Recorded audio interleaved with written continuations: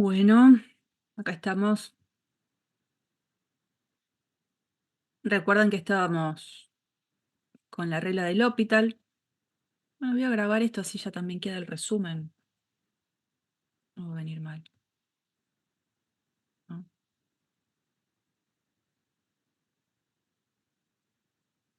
Recording in progress. Habíamos trabajado en clase esta presentación del L'Hopital, en la que en realidad lo que hacíamos en principio era presentar este par de límites que eran de los clásicos que podíamos tener en cálculo 1, y recordamos un poco la estrategia que usábamos para poder resolverlo.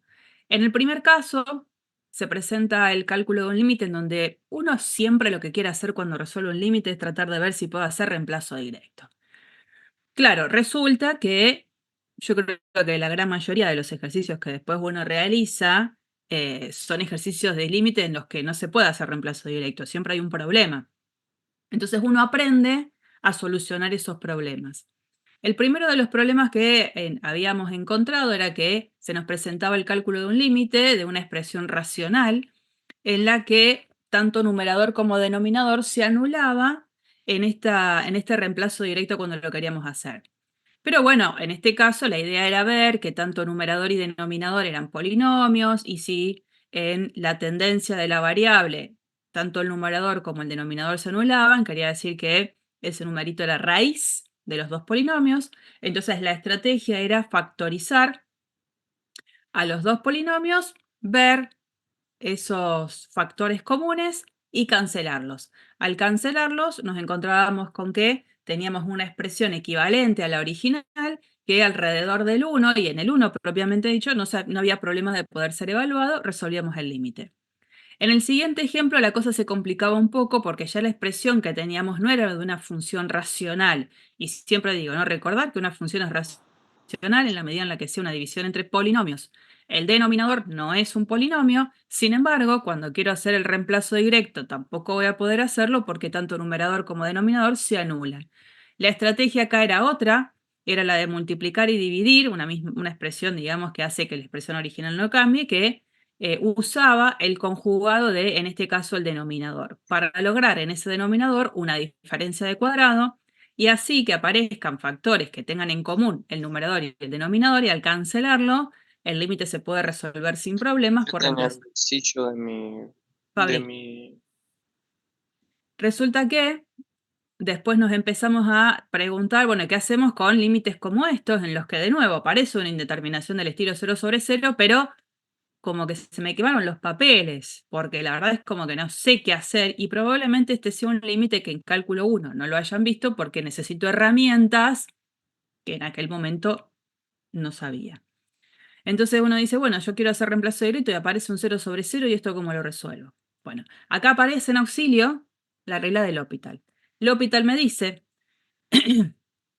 que en la medida en la que tenga que calcular el límite de una expresión en la cual hay una división de funciones, y en la tendencia de la variable, las dos expresiones, numerador y denominador, tienden a cero, o las dos tienen la característica de tender a más, menos, infinito, no importa la combinación del más y del menos, sino que sea esa característica, el límite de esa expresión, que es la división entre las dos funciones, va a poder ser igual al límite de la división entre las derivadas.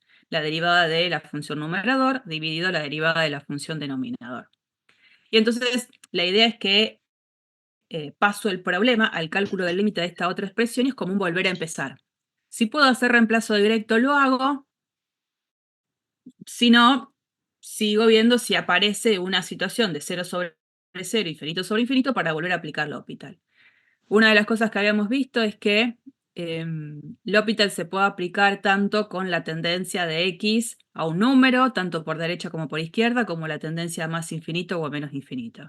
Y esta primera observación es la que acabo de decir, que se puede aplicar L'Hopital tantas veces como sea necesario en la medida en la que desemboco en el cálculo de un límite donde vuelve a aparecer ese tipo de indeterminación. Pero quedaba claro que el L'Hopital solamente se puede aplicar en estos dos tipos de indeterminaciones, 0/0 o infinito sobre infinito. Por supuesto, hicimos la cuenta de cómo quedaría el cálculo del límite de esta función, ahora aplicando el L'Hopital y se resuelve realmente muy fácil. Vimos un par de ejemplos que los desarrollamos, que los vimos en clase, de cómo resolverlo, uno del estilo infinito sobre infinito, el otro del estilo 0 sobre 0, en donde la idea es que cada vez que uno aplique el L'Hopital al momento de resolver un límite, sí o sí en algún momento lo tiene que indicar. Porque yo, lector, sobre todo pensando en una instancia de corrección de un examen, tengo que saber qué es lo que el alumno hizo. Y ustedes tienen que saber explicar qué es lo que hicieron. Y es muy simple. Arriba del igual, uno aclara que lo que está aplicando es L'Hopital con esa expresión así abreviada de L'Hopital. Bueno, acá justamente la idea era que en este caso no era necesario volver a aplicar L'Hopital, si bien aparecía una indeterminación del estilo 0 sobre 0, esta X, en vez de dejarla ahí y pasarla al denominador del denominador, la cosa se soluciona y se puede arribar directamente ya al cálculo del límite sin necesidad de volver a aplicar L'Hopital, ¿no? Después nos empezamos a encontrar con otras indeterminaciones en las que la idea es tratar de presentar diferente a la función involucrada, a la expresión, digamos, de esa función a la cual hay que calcular el límite, para poder caer en algo del estilo 0 sobre 0 o infinito sobre infinito.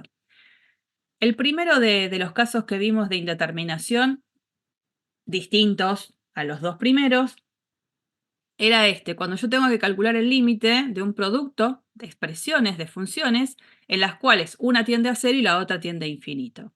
Bueno, así como está, L'Hopital no se puede aplicar. ¿Qué se hace? Se trata de reescribir la función de manera apropiada, de dibujarla un poco, de luquearla diferente, de cambiarle el aspecto, en donde a este producto de dos funciones lo presento de tal manera que una de las funciones la dejo donde está y a la otra la dejo en el denominador del denominador. Cambio la presentación. Y ante ese cambio de presentación puedo ver una gran fracción, ¿no? Uno, a propósito, digamos, lo que hace es eso, busca una fracción grande, acá yo digo, a G la dejo donde está y a la F es la que paso al denominador del denominador y acá es donde veo la fracción para que aparezca esta indeterminación que en este caso sería infinito sobre infinito por las características de la tendencia de G y de F. No. O en este caso dejo a la F en el lugar donde está dividido 1 sobre G porque es en este caso G la que decido pasar al denominador del denominador. Y si hago esa jugarreta, la indeterminación se traslada a ser algo del estilo 0 sobre 0. Cuando logro tener esa indeterminación, ahora sí puedo calcular el límite y, bueno, se resuelve. En este caso teníamos una indeterminación en la cual que cuando x tiende a infinito, x tiende a infinito y esta expresión tendía a 0. Bueno, se decidió pasar al denominador del denominador a la expresión x y, bueno, se resolvió aplicando límite. Aplicando L'Hopital. Otra de las indeterminaciones también clásicas en cálculo 1, que veíamos algunos tipos de ejercicios en cálculo 1, los que se podían resolver con las cosas que yo sabía de cálculo 1, era esta indeterminación del estilo infinito menos infinito. Como el infinito no es un número, no es que puedo cancelar el infinito con el infinito y la cosa se soluciona. No. Ahí voy a tener que entablar alguna estrategia. Y entonces en ese caso, la presentación fue directamente con un ejemplo. Acá teníamos una indeterminación del estilo infinito menos infinito, que en clase lo que hicimos fue realmente analizar que cuando x tiende a 0 por derecha, efectivamente, esta expresión tiende a infinito, esta expresión tiende, ¿no?, a infinito, esta expresión también tiende a infinito y aparece una indeterminación del estilo infinito menos infinito. ¿Cuál es la idea? Bueno, en vez de dejar una resta de expresiones, dejar solo una fracción. Y esa fracción la logro, en este caso, sacando como un denominador y realizando la resta de las fracciones.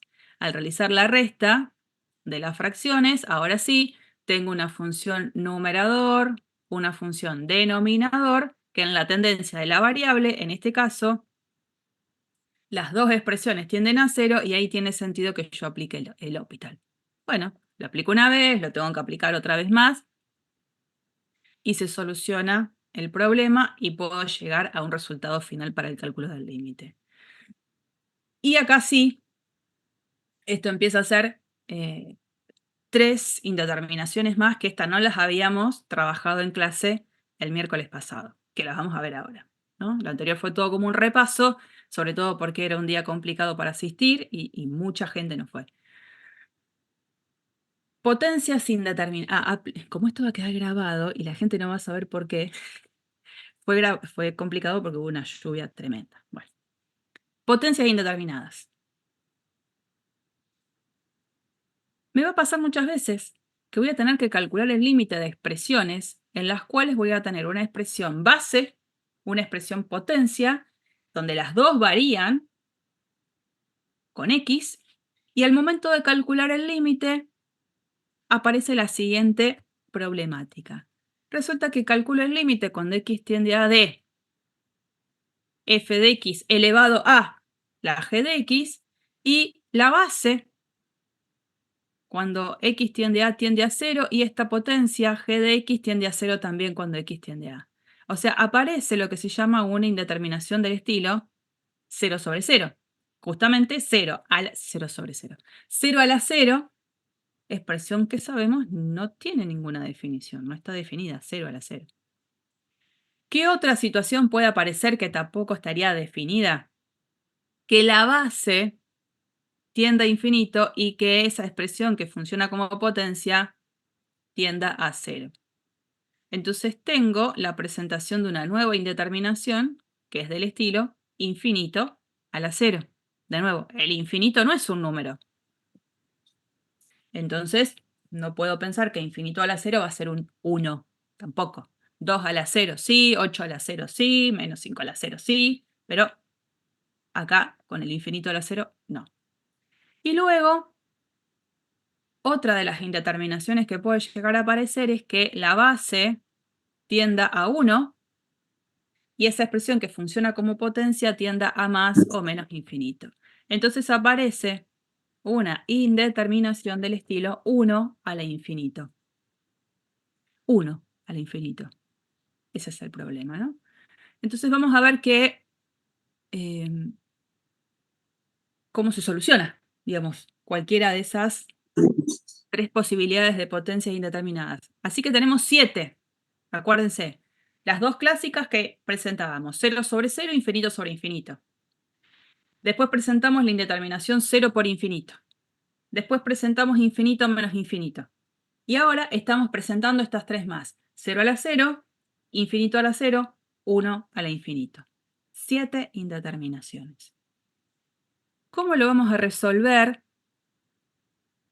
a este tipo de problemas? Fíjense que cada una de las indeterminaciones que fuimos presentando a lo largo de todo este archivo tenían una estrategia concreta. Bueno, esta también lo va a tener. ¿Cuál va a ser la estrategia? Yo en este caso, cuando se presente alguna de esas 3 indeterminaciones, lo que voy a hacer es, de nuevo, lookear a la presentación, cambiarle un poco el look. La vamos a tunear, ¿no? Entonces yo tengo f de x elevado a la g de x.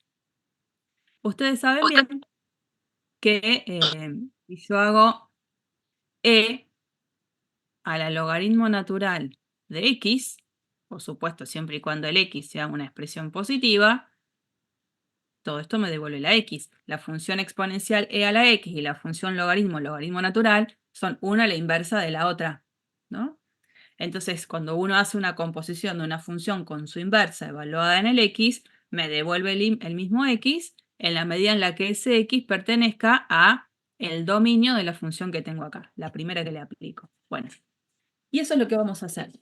Acuérdense que para que una expresión exponencial tenga sentido, la base tenía que ser una expresión positiva. Entonces esto siempre va a ser una expresión positiva, independientemente de quién sea esta potencia g, ¿no? Va a ser una expresión positiva. Entonces, esto que está acá puede, ¿por qué no?, ser candidato a ser visto como x.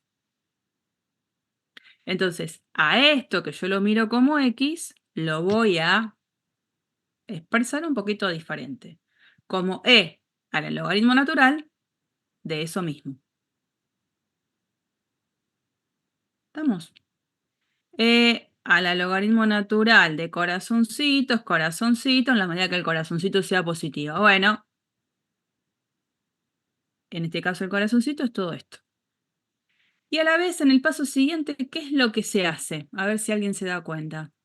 Voy a sacar todo eso para no ensuciar la presentación. De acá a acá, ¿qué se está haciendo? Aplica la propiedad del logaritmo.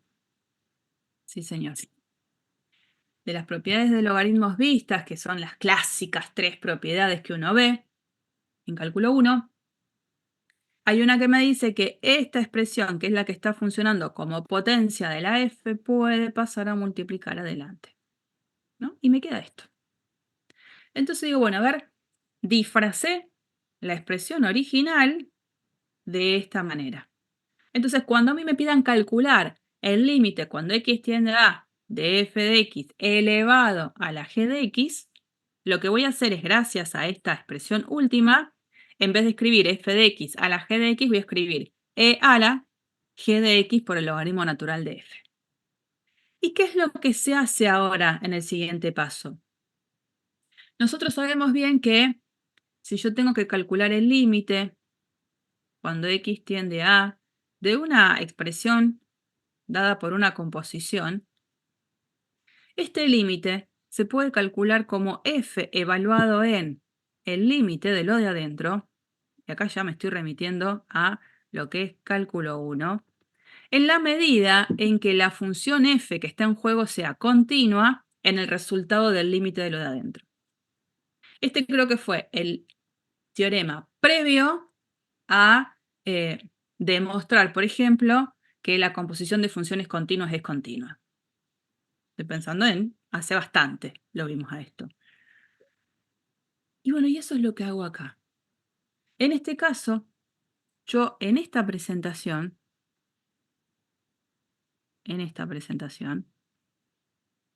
lo que puedo ver es que aparece una composición. Porque estoy pensando a la e elevada a la g de x por logaritmo natural de f de x. Entonces es como que estoy pensando que estoy componiendo la función exponencial con la función producto g de x por el logaritmo natural de f de x. Ante esa mirada de la situación, digo, como la función de afuera es la función exponencial, hago esta jugarreta. Dejo la función exponencial evaluada en el límite de lo de adentro. Dejo la función exponencial evaluada en el límite de lo de adentro, de donde va a estar evaluada esa función. Y entonces resulta que al momento de calcular este límite, ya sea que esté presente en la situación de 0 a la 0, infinito a la 0 o 1 al infinito, en esta presentación de límite voy a caer siempre en un problema indeterminado del estilo 0 por infinito. Entonces, ¿qué hago? Caigo en calcular un límite en un estilo de indeterminación que se supone yo ya sé cómo se tiene que resolver. Hay una de las dos expresiones que pasa al denominador del denominador para recién ahí aplicar L'Hopital. Entonces vamos a limpiar un poquito esto. ¿Qué es lo que tengo que entender? Que al momento de calcular un límite de esta forma, base y potencia, donde aparecen algunas de esas 3 indeterminaciones que vimos recién, el problema lo resuelvo reescribiendo a la función y dejando el planteo de este límite.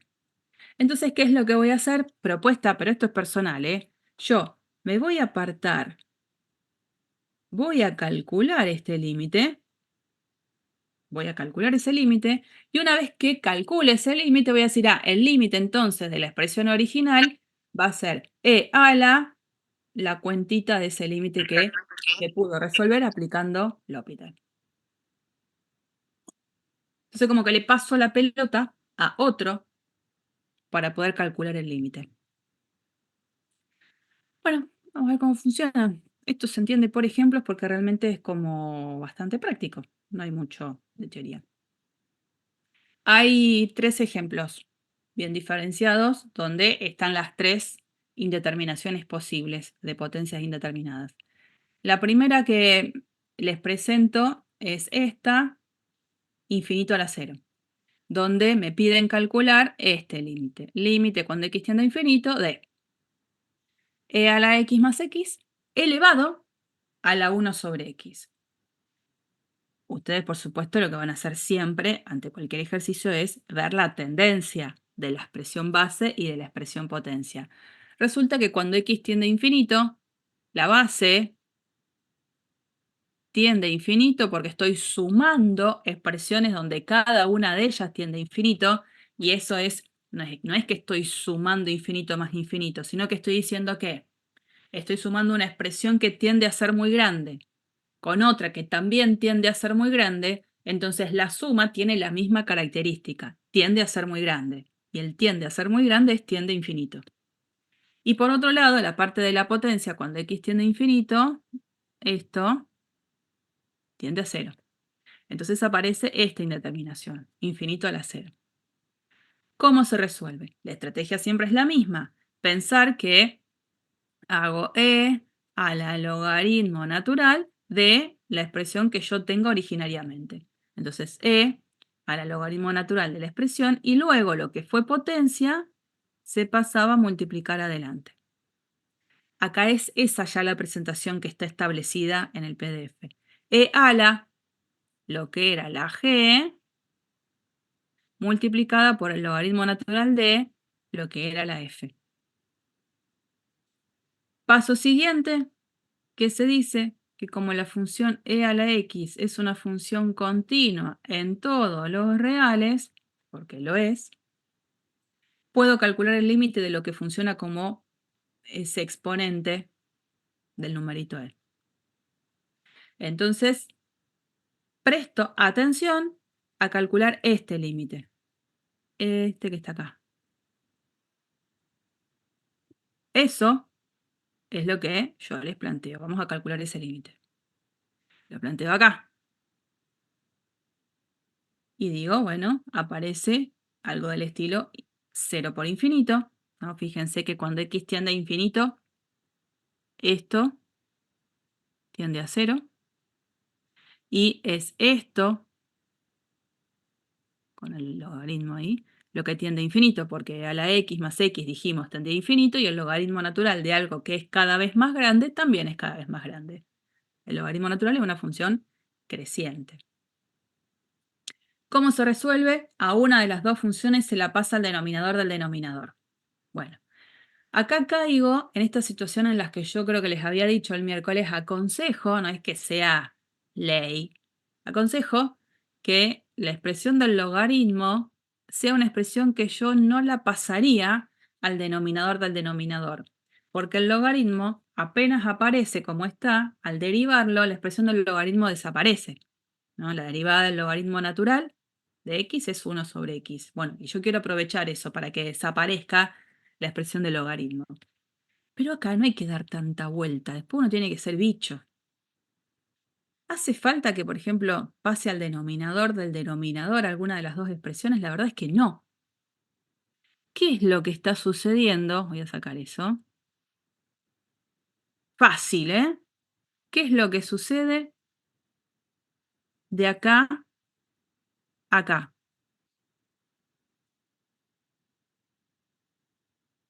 ¿Qué se hizo ahí?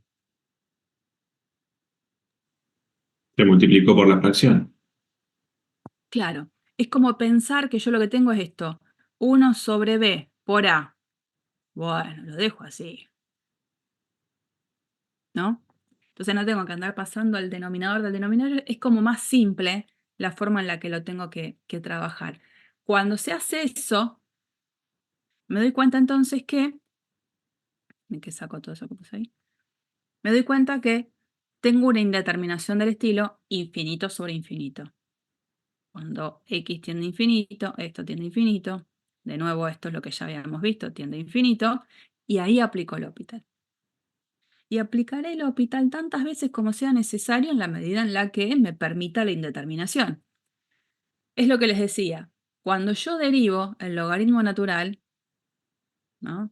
Acá, el logaritmo natural de e a la x más x, lo derivo, tengo que hacer la derivada de una composición. La derivada de la función logaritmo evaluada en lo de adentro por la derivada de lo de adentro. Entonces, cuando yo derivo eso, me queda 1 sobre e a la x más x por la derivada de lo de adentro, que es e a la x más 1.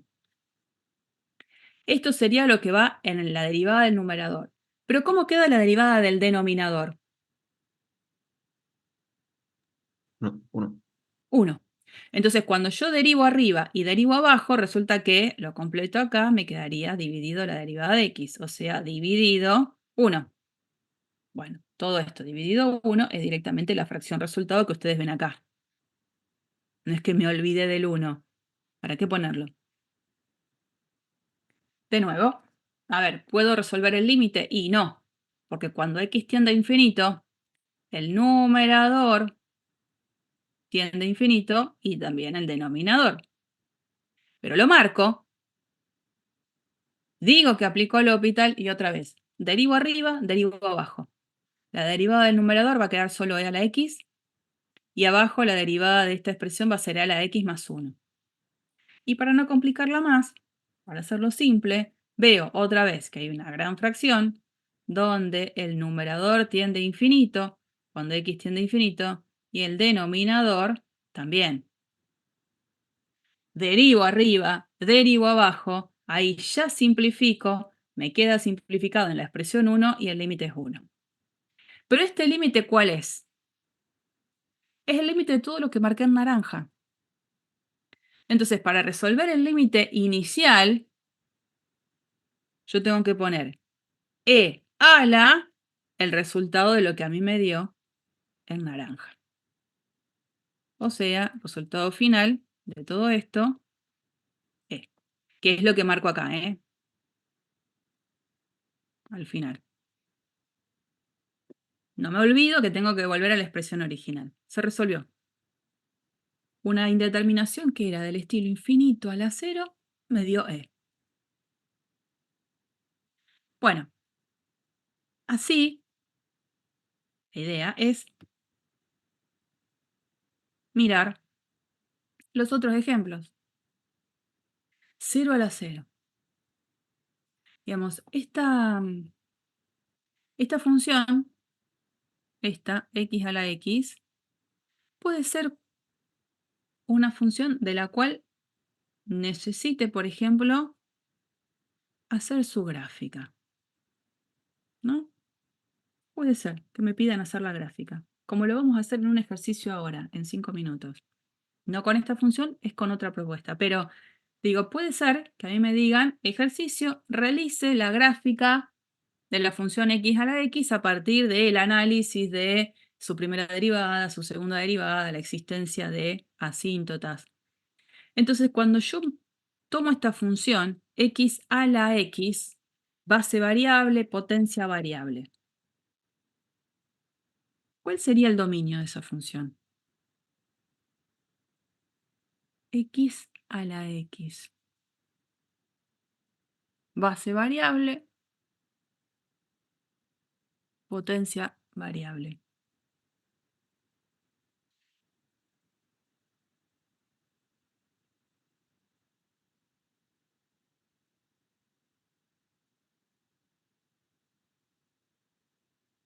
Apa, ¿qué pasó?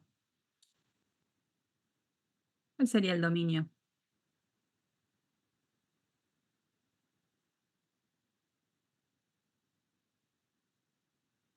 Y yo les digo, trabajo con una expresión f de x igual a la x.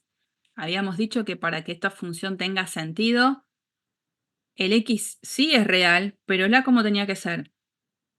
Ahora 0. Positivo. Después sí es cierto que para hablar de función inversa le pedíamos a la que tampoco fuese el 1 porque la función exponencial quedaba muy particular, una función constante, digo, bueno. Pero en definitiva, para lo que es, sí. No, el 0 no. Ahí, Zair dice reales positivos y 0. El 0 no. Digo, una de las cosas que veíamos en las funciones exponenciales era que teníamos que tener claro quién era el dominio y básicamente la expresión base, quién tenía que ser. Bueno, para que tenga sentido hablar de una función exponencial, la base tenía que ser positiva, ¿no? Bueno, para poder hablar de una función, yo puedo escribir -1 a la 8, sí, pero cuando estoy hablando de una función, la base necesito que sea positiva. Bien. Entonces acá, el dominio de esta función, en donde tengo una potencia que es variable, me tiene que dar la chance de que yo esto lo pueda manejar, que pueda calcular, que pueda hacer las cuentas. Por lo tanto, para que la base cumpla la condición de que se hablaba de una función exponencial, esa base tiene que ser positiva. Por lo tanto, el dominio de esta función, que siempre el dominio de una función es como el nombre y el apellido, desde donde empiezo, el dominio de esta función es desde 0 a infinito, los reales positivos. Y siempre que yo tengo una función, por ejemplo, en la cual tengo un dominio que, por ejemplo, ya tiene restricciones, y por ejemplo el 0 particularmente no forma parte del dominio de la función, a mí me va a interesar conocer cómo se comporta la función alrededor del 0. Y en este caso, cuando digo alrededor del 0, la estoy pifiando también porque del lado de la izquierda del 0 la función no estaría definida. Así que cuando yo quiera hacer la gráfica de la función x a la x, lo que me va a interesar conocer es justamente este planteo del límite. Ver cómo se comporta la función cuando me acerco a 0 desde el único lugar que tengo que permitido, desde la derecha. Y aparece esto, el planteo de este límite. Porque evalúo si a lo mejor esta función no tiene alguna asíntota vertical. Podría pasar.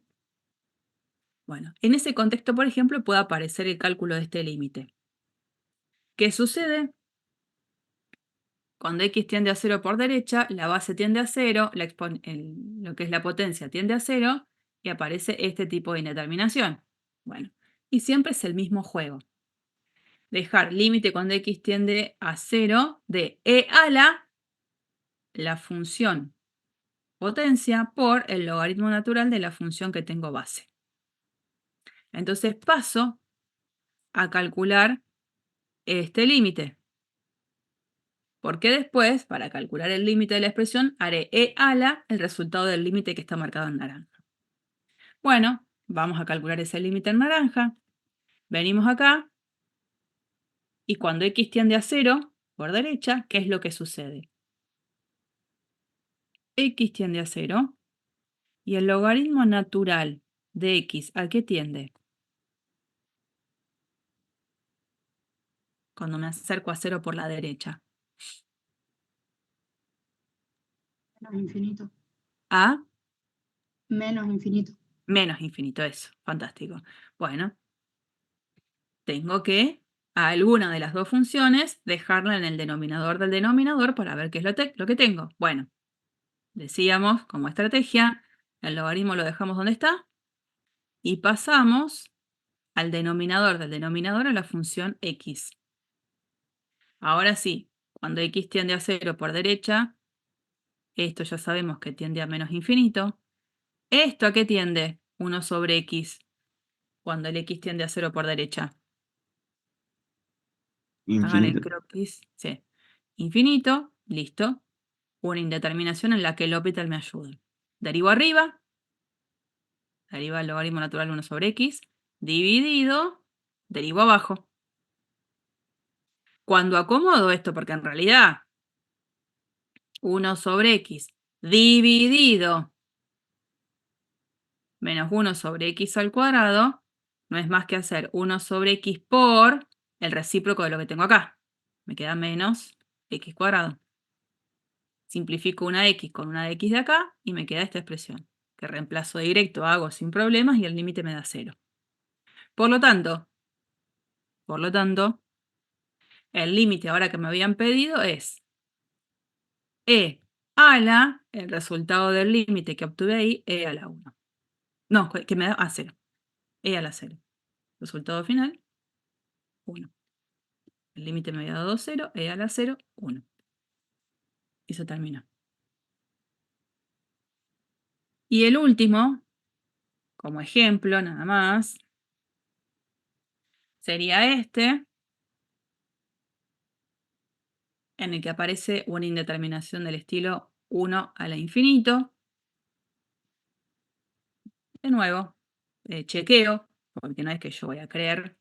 Cuando x tiende a infinito, esta expresión tiende a 0, por lo tanto toda esta base tiende a 1. Cuando x tiende a infinito, 2 por x tiende a infinito, y ahí chequeo que tengo esa indeterminación. Planteo de luquear la presentación como e ala. Lo que funcionaba como potencia queda acá adelante por el logaritmo natural de lo que era la base. Y entonces paso a calcular este límite y dejo en stand-by la resolución porque dependiendo de lo que valga este límite es después lo que voy a decir como resultado final. Bueno, y bueno, como antes,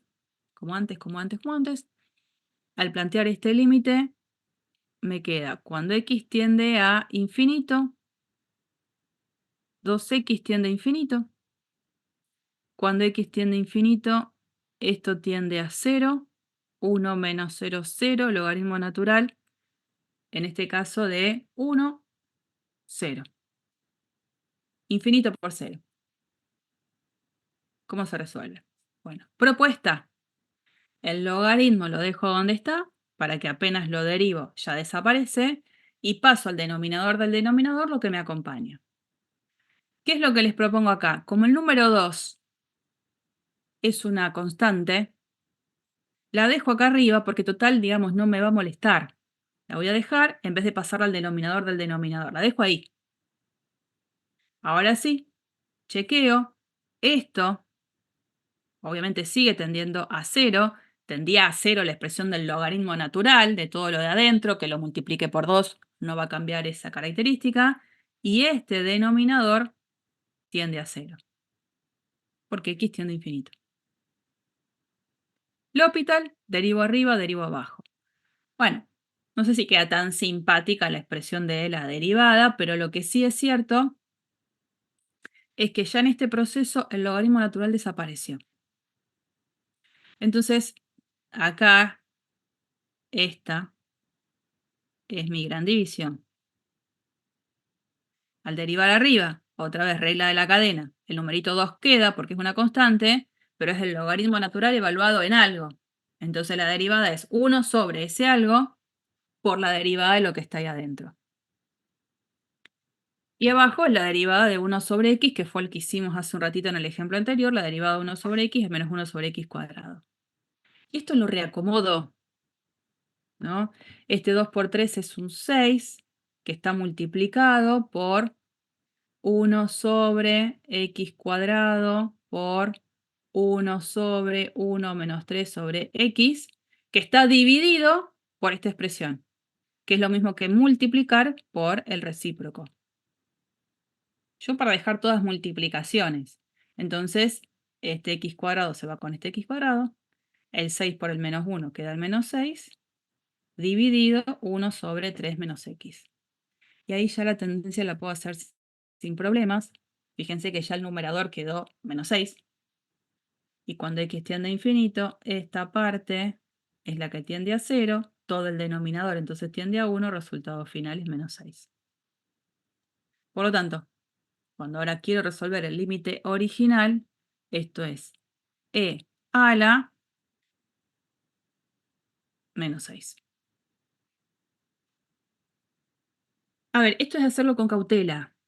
Tranquilos, todo el tiempo controlando en qué situación estoy y no hacerlo así como a la Bartola, todo rápido, no. Hay que hacerlo con tranquilidad, porque hay veces que uno puede caer en que está en una indeterminación que no existe por haberlo hecho rápido.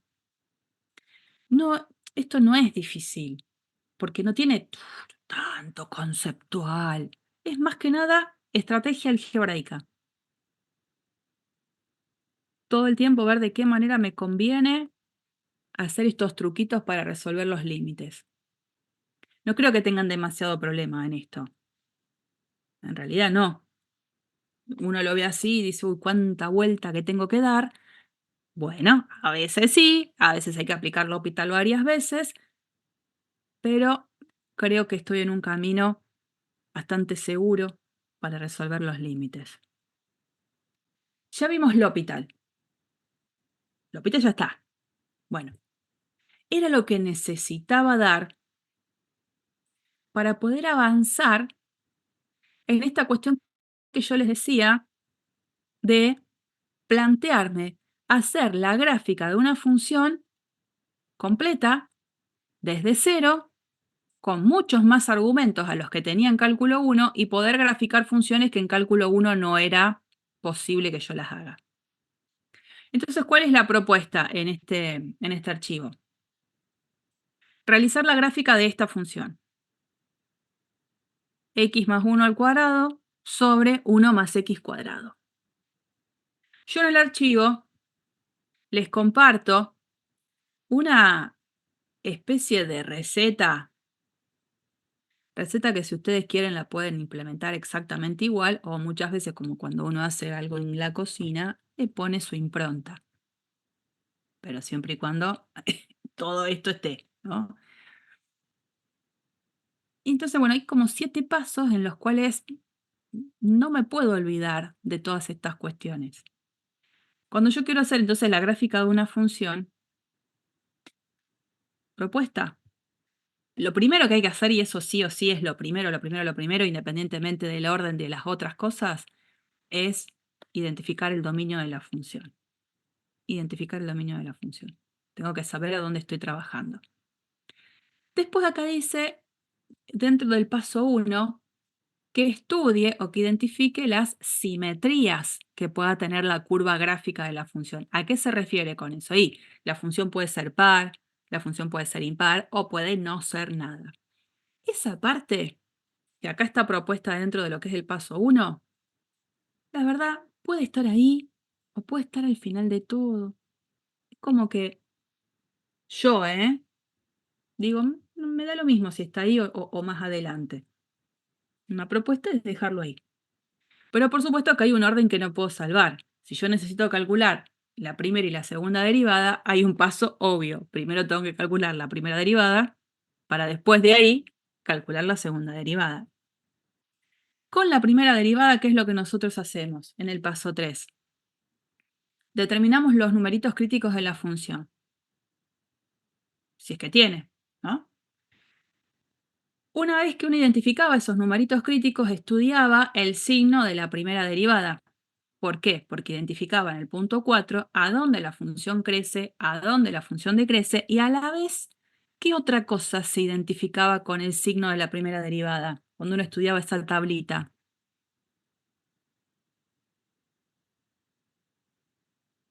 ¿Qué cosa salía también de información? Máximo y mínimo locales, ¿puede ser?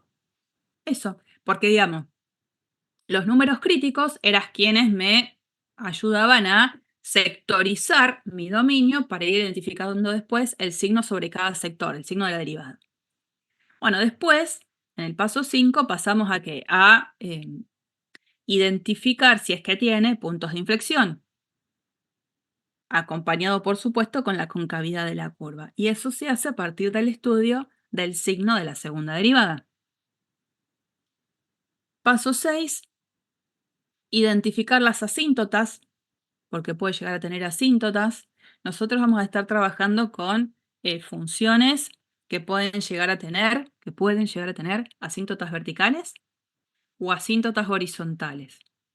Por supuesto existe el trabajar con funciones que tienen asíntotas oblicuas. Nosotros ese tema no lo vamos a trabajar, porque probablemente vean a lo mejor en el libro ese tipo de situaciones. Esas no las vamos a trabajar. Nosotros vamos a trabajar asíntotas horizontales o verticales, que son las que aprendimos desde cálculo 1. Y una vez que ya tengo toda esa información, la idea es ir volcándola sobre el sistema de ejes coordenados. Entonces ahí en el paso 7 dice, bueno, trace los puntos claves Puntos claves como quiénes. Y primero, por los puntos que fueron apareciendo a lo largo de todo el estudio previo. Puntos claves también son las intersecciones con los ejes. Y una vez que marco todo eso, más las asíntotas, si es que las tiene, trazo la gráfica de la función. Al principio va a ser un croquis y después ya más seguro voy a tratar de marcar la gráfica de la función como corresponde. No tenemos que ser excelentes graficando funciones, pero sí, obviamente. Si en un sector donde la función es creciente, ustedes las hacen decreciente, eso está mal. Ahora, que la hagan creciente y bueno, y después si la mano la tienen mejor para hacer la gráfica de la función o peor, bueno, no pasa nada. El tema es que sea coherente lo que ustedes van a graficar con todo el análisis previo. ¿Saben por qué les digo eso? Porque muchas veces uno con la calculadora, algunos tienen la calculadora que grafica, ya sabe la gráfica. Es cierto. No me van a venir con calculadoras que parecen una tablet. Eso no, ¿eh? Las calculadoras que van a tener que llevar a la facultad para rendir son las calculadoras sencillas. Pero dentro de las sencillas, ahora la mayoría grafica en un sector muy minúsculo, pero la grafica. Bueno, muchas veces me hacen la gráfica que la calculadora les dice, pero todo el análisis previo de lo que ustedes marcaron no tiene nada que ver. Chao, malísimo, está todo mal. ¿No? Entonces, ustedes tienen que hacer un análisis que la calculadora no se los va a hacer, donde ustedes tienen que ir marcando en una tabla cómo son los signos de la primera y la segunda derivada y las conclusiones que van haciendo, y eso después lo vuelcan en la gráfica. Si eso no es coherente, el ejercicio no se considera. ¿Mm? Bueno, la propuesta que yo les dejo acá en este archivo es, hay cosas que ya se las doy como para empezar, porque en general este ejercicio es algo que se tiende a hacer en la clase presencial, ¿no es cierto? Bueno, nos quedó en la virtual, que se lo hace. Esta función es una función eh, racional, porque es una división de polinomios. Siempre que tengo una función racional, tengo que tener cuidado al momento de definir el dominio, de ver si el denominador no se anula en algún lado. Resulta que esta función no se anula el denominador en ningún lado. Fíjense, es 1 más x al cuadrado. Nunca va a ser 0 esa expresión, independientemente del valor de x que tenga. Y eso hace que el dominio de la función sea R. Prestando atención un poco a esos pasos que vimos en la receta, la función dice no es par ni impar. Y acá viene el ¿por qué? ¿Por qué la función no es par? ¿Qué tendría que hacer?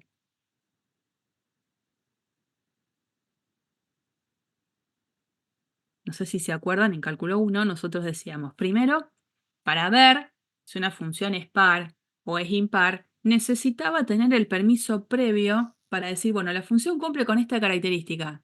Si cumple con esta característica, tiene sentido que yo me pregunte si la función puede ser par o impar. Porque muchas veces, si esa característica inicial no se cumple, digo, obviamente, esta función no puede ser par y no puede ser impar.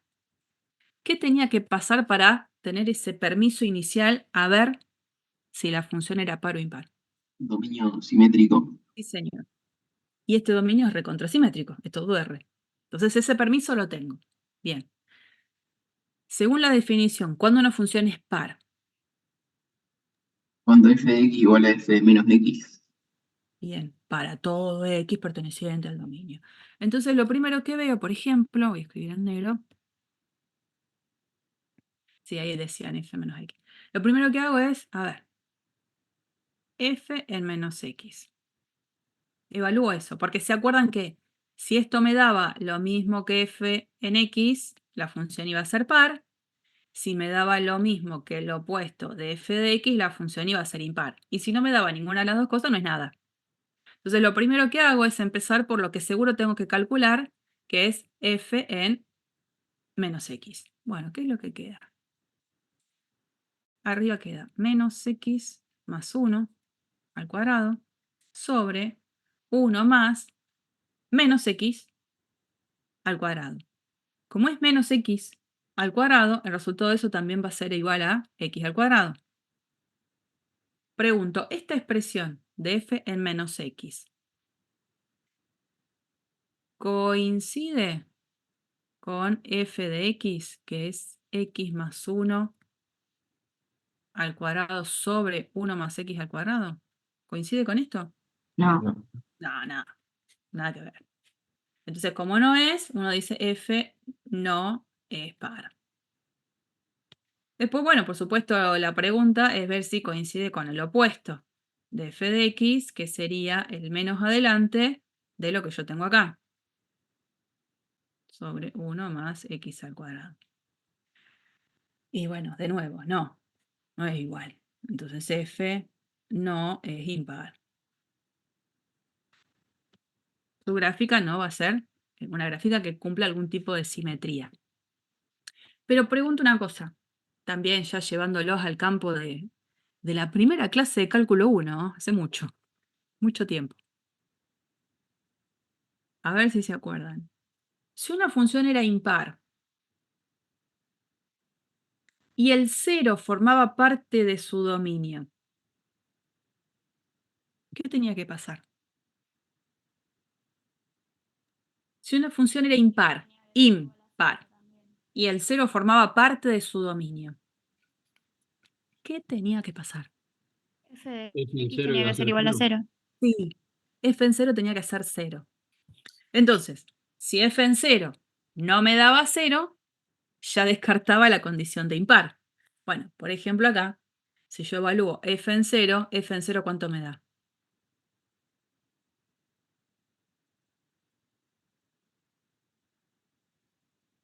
¿Cuánto vale f en 0? 1. 1. Como no da 0, la función no es impar. También podría haber ido por ese lado para justificar que la función no era impar. ¿De qué otra manera también podría justificar que no es, no sé, la función par o impar, como en este caso? ¿De qué otra manera? Como a pensar un Podríamos contraejemplo. evaluarla en 1 y en -1. Y si nos da el mismo número, sería par, en el caso de par. Claro, no da el mismo número, ¿no? Yo evalúo f en 1, evalúo f en menos 1, y si esos dos números ya no me dan iguales, la función no es par. Si no me dan opuesto, la función no es impar.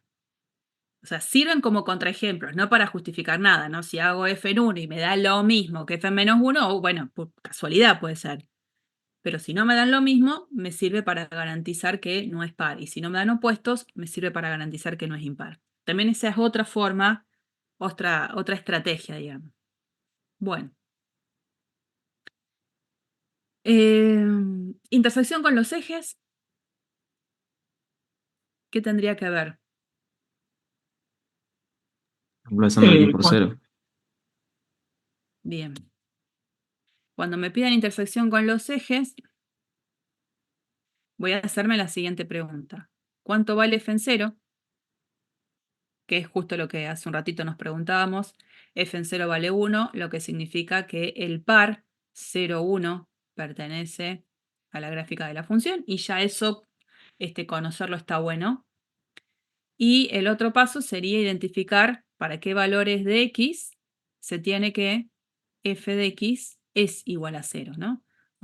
Es el 0 a veces acá, para evaluar la intersección con el eje y acá para la intersección con el eje x es ver cuándo f de x es igual a 0. Resulta que cuando tengo la expresión que es x más 1 al cuadrado sobre 1 más x al cuadrado, ¿quién tiene que ser x para que toda esta expresión valga 0? Arriba. Tiene que hacerlo de arriba, y entonces el x tiene que ser Menos 1. menos 1. Entonces el otro punto que pertenece a la gráfica es el punto de coordenadas menos 1, 0.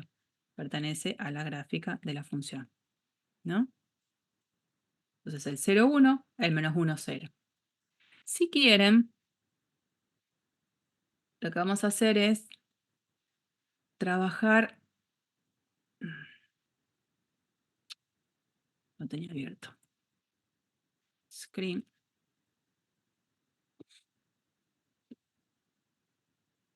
¿Lo abrió? Así me voy a trabajar a capturar la región. En una pantallita tipo jump.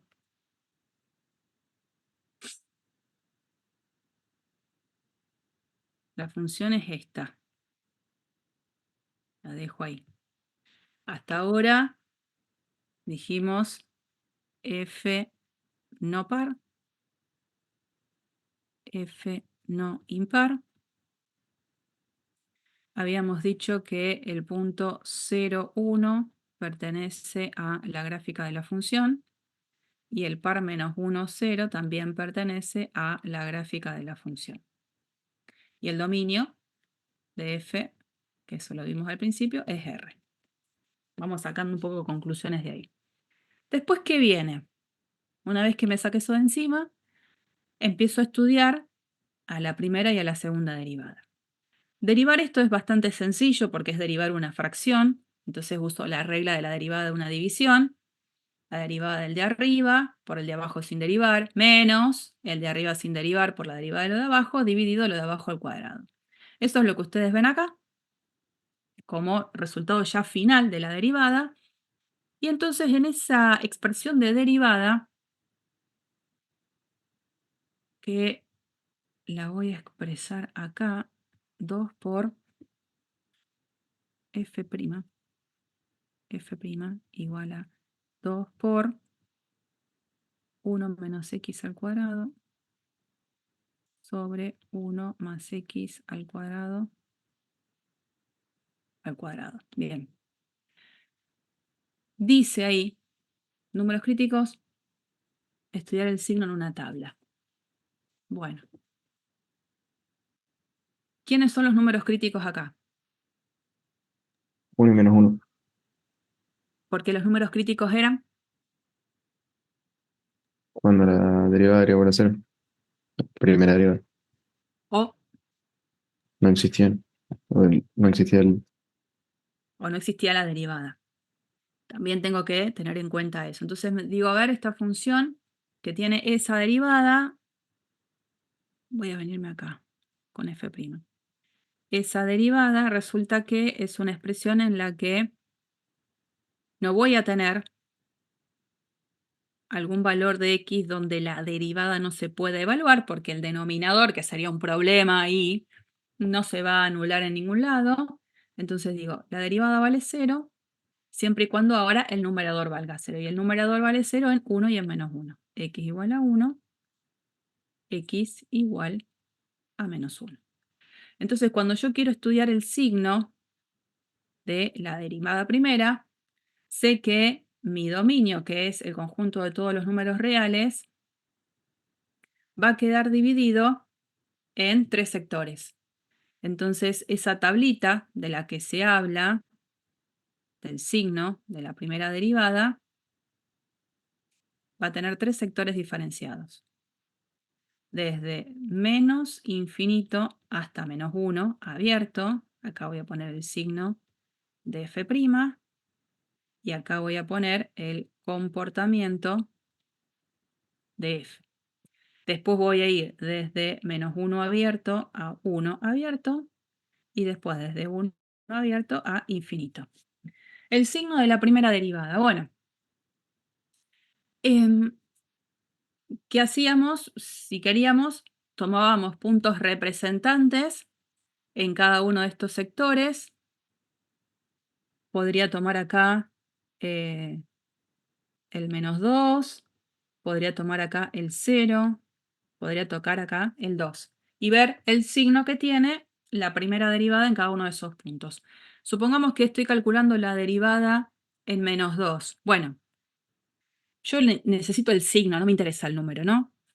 En la derivada, el denominador siempre va a ser positivo porque es sumas de expresiones que están al cuadrado. O sea que el signo va a depender del signo que tenga el numerador. En el numerador aparece un 2 por. El 2 es positivo. Vengo acá. Este término, el 1 menos x al cuadrado, este es básicamente el que me va a decir qué tipo de signo voy a tener.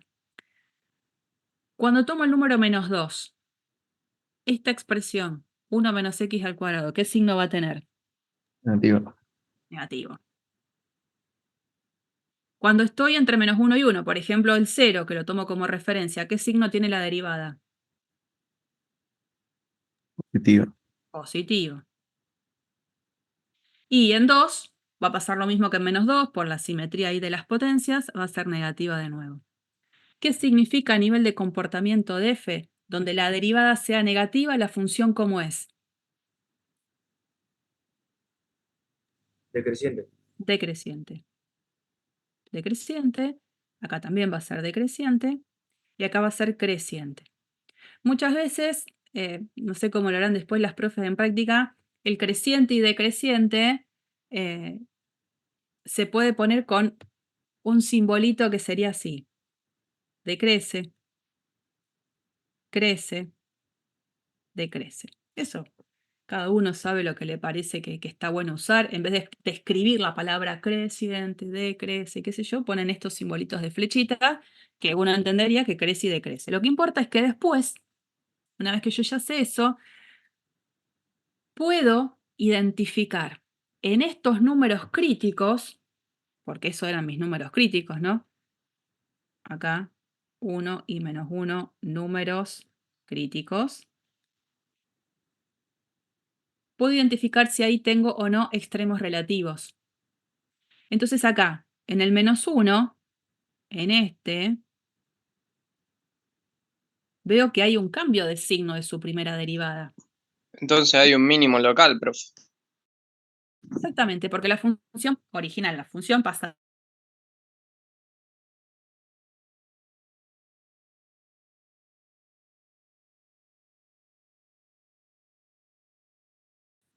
mínimo local. Una vez que yo haga la gráfica final, veré si esos que eran mínimos locales capaz son candidatos a ser vistos como mínimos absolutos. No lo sé, eso lo veremos. Entonces, como en x igual a menos 1 se da un mínimo local, seguro me va a interesar a mí identificar lo que la función vale en menos 1.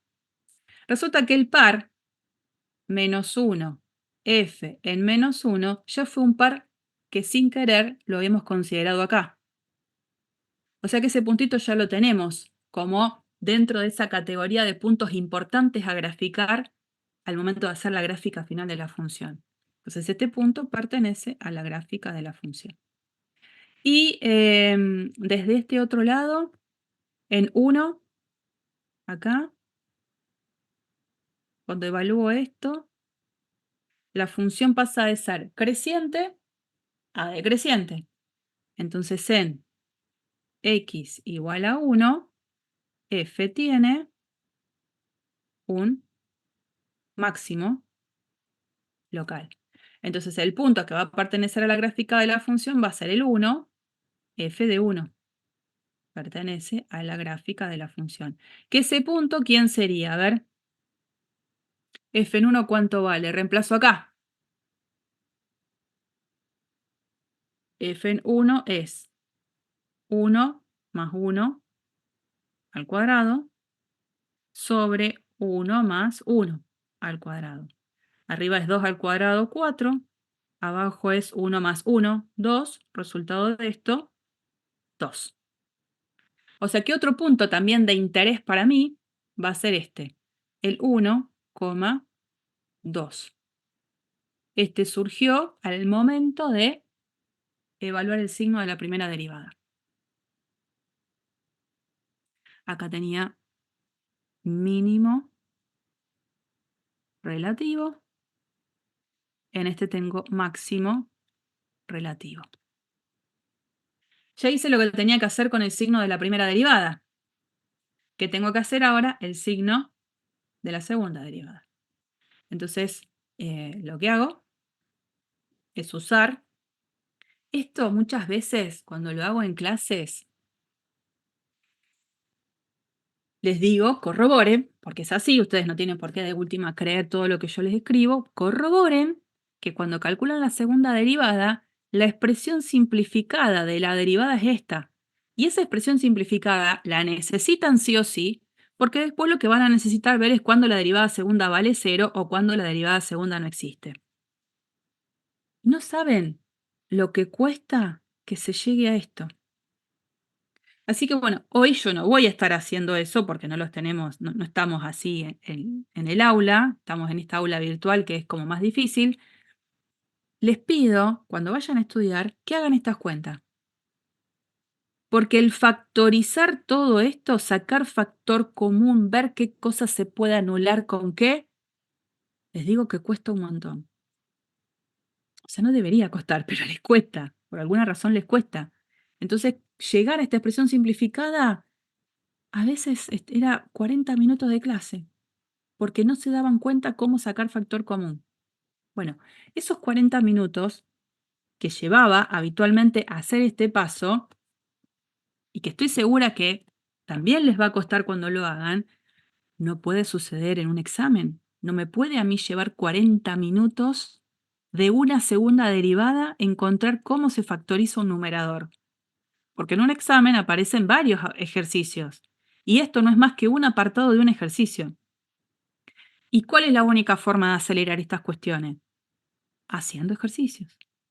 Yo más ejercicios haga, más rápido veo situaciones en las que sacar factor común este factor, sacar este otro, agrupo. Eso se hace rápido en la medida en la que haga ejercicios. Así que no se me duerman con eso. Bueno, esta es la versión simplificada de la derivada segunda, ¿no? Vamos a escribirla acá. 4. Escribir. No es cierto que tengo que borrar todo esto. Después tengo, a ver, la derivada segunda es 4 por x por x cuadrado menos 3 sobre 1 más x cuadrado, creo que quedaba al cubo. Esa es la derivada segunda. Yo como estos dos puntitos ya los puse acá, esta parte la voy a borrar. Quiero dejar solamente la tabla. Bueno. Ahora, ¿qué es lo que quiero? Marcar el signo de la segunda derivada. ¿Qué pasa acá? ¿Qué me interesa saber de la segunda derivada ahora? El signo, porque el signo según si es positivo o negativo es donde la función va a ser cóncava hacia arriba o cóncava hacia abajo. Bueno, pero ¿quiénes son esos numeritos que así como fueron antes los números críticos de la función me sirvieron para delimitar en 3 mi dominio? Digo, ¿quiénes son los numeritos que ahora van a ser casi la misma función para la derivada segunda? ¿Quiénes son esos numeritos que van a hacer que yo a mi dominio los sectorice, lo vaya dividiendo por sectores? 0, Y más ¿Por qué? menos raíz de 3, ¿Y por qué? porque la segunda derivada sea 0. Bien. Y esos puntos donde la segunda derivada sea 0 o donde no exista, nada más que de nuevo acá no va a existir esa posibilidad por el tipo de función que trabajo. ¿Qué son esos puntos donde la derivada segunda vale 0 o donde la derivada segunda no existe? punto de inflexión. Posible punto No. de inflexión. No, alguien dijo son puntos de inflexión. ¿Cuál sería la respuesta correcta? Posible punto de inflexión. Posibles. No sé si son puntos de inflexión o no. Porque, por definición, un punto es un punto de inflexión de la gráfica de la función si en ese punto la función es continua, primera condición, esta función es continua en todo R, y si hay un cambio de concavidad, porque podría pasar que no haya un cambio de concavidad. Entonces, bueno, ahora mi intervalo se va a dividir en 4.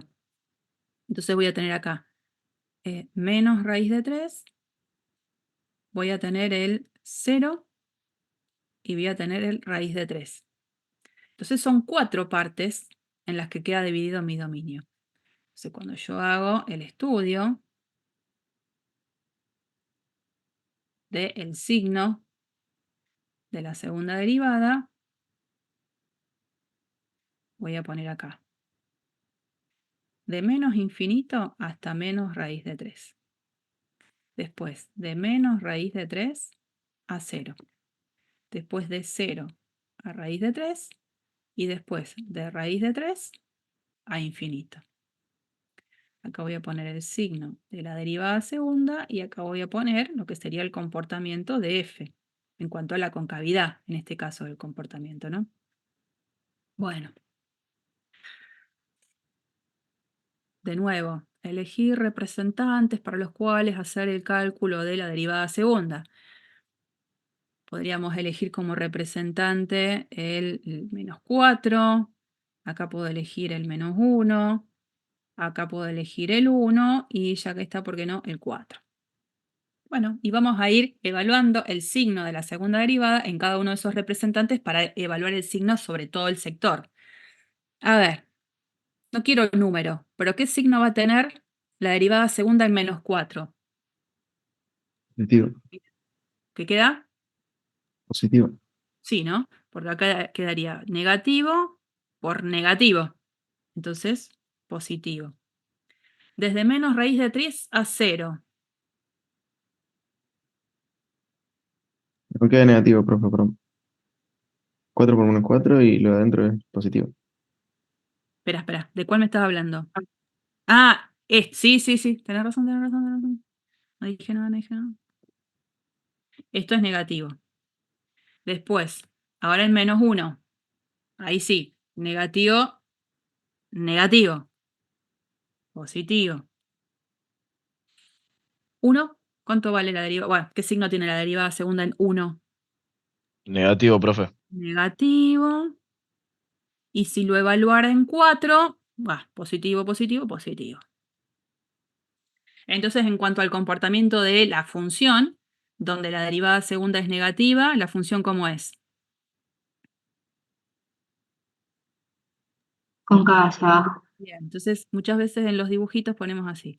Cóncava hacia abajo, donde la derivada segunda es positiva, es cóncava hacia arriba. Acá cóncava hacia abajo, acá cóncava hacia arriba. O hacen eso, que es un poco emular el dibujito de la flecha, como hice para creciente y decreciente, o ponen cóncava hacia arriba, cóncava hacia abajo. Bueno, toda la palabra. Bien. En este mismo cuadro, haría lo mismo que hice antes. Estos numeritos claves no tienen un nombre. Los numeritos claves, menos raíz de 3, 0 y raíz de 3, son números en realidad en los cuales yo puedo pensar que en los puntos que esos números originan voy a tener puntos de inflexión.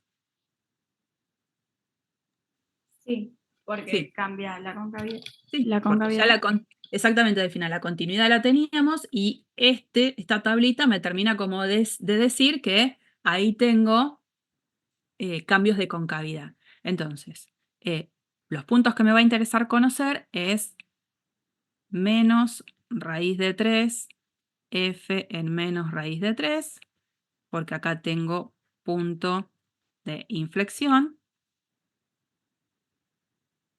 Después, en 0, f en 0, que si ya lo tengo, lo tenía acá. 0, f en 0, también tengo punto de inflexión. Y en raíz de 3, f en raíz de 3, también tengo un punto de inflexión. Tengo 3 puntos de inflexión. Bueno, yo lo que hice en GeoGebra fue, teníamos 1, 2, 3, 4, 5, básicamente puntos distintos en los cuales van a ser puntos de referencia para la gráfica de la función. Yo lo que hice en GeoGebra fue, GeoGebra si ustedes ponen la ley de la función se las grafica. Bueno, ¿yo qué hice? La oculté porque si no, no tendría demasiado sentido. Pero sí la incorporé. Sí puse todos estos puntos que son justamente los que veníamos diciendo. Esos 5 puntos de referencia ya están puestos. Y ahora necesitaría averiguar algo más. Porque el último punto es ver si hay asíntotas o no. Si tengo asíntotas para esta función. Entonces, pregunto. Me voy a este espacio que tengo más lugar. Esta es la función. ¿Puede tener esta función asíntotas verticales?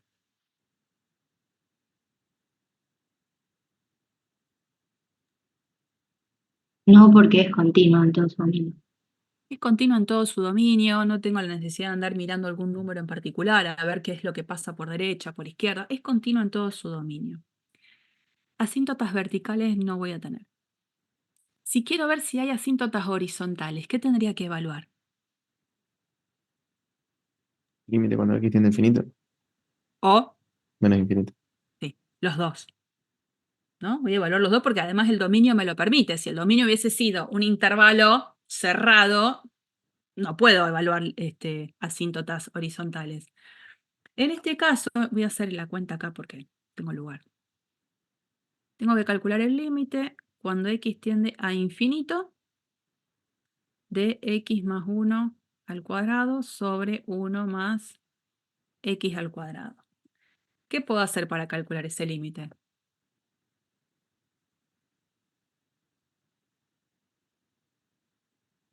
¿Qué hago? Factor común X. ¿Qué cosa, Lauti? Puede ser factor común X. O sea, voy despejando así, pasa la X. Pero el x acá está dentro de un cuadrado. Esta x está fuera, digamos. No digo que no se pueda hacer, ¿eh? Yo tengo que tener mucho cuidado. Límite cuando x tiende a infinito de adentro del cuadrado tengo que sacar la x. Entonces me queda Arriba 1. tengo una diferencia de cuadrado. No, ¿dónde hay una diferencia de cuadrado? No, diferencia de cuadrado de... No, no. Arriba tenés el cuadrado de un binomio, así.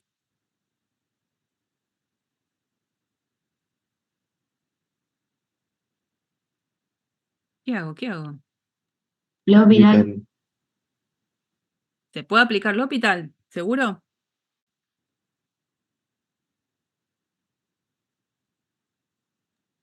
Yo desarrollaría el cuadrado y ahí sacaría factor común x cuadrado.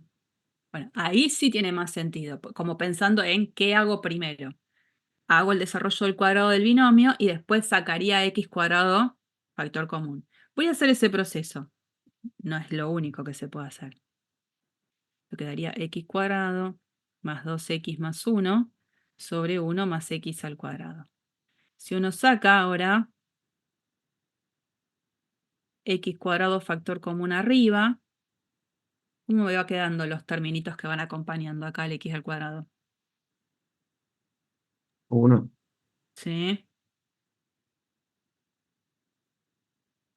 ¿Más? 2 sobre x, ¿Sí? ¿Más? 1 sobre x cuadrado. Bien. ¿Qué pasa si abajo hago lo mismo?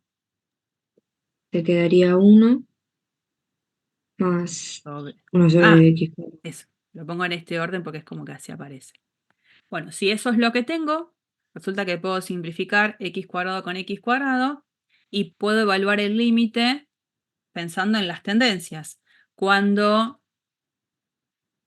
x tiende a infinito, esto tiende a 0, esto tiende a 0, o sea que todo mi numerador tiende a 1.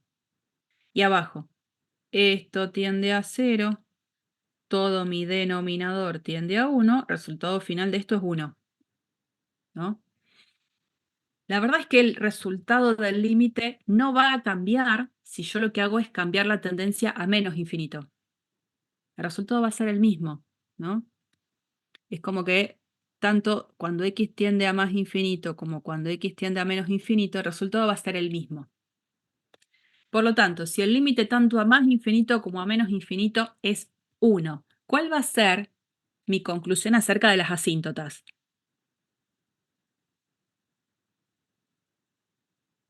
¿Qué digo?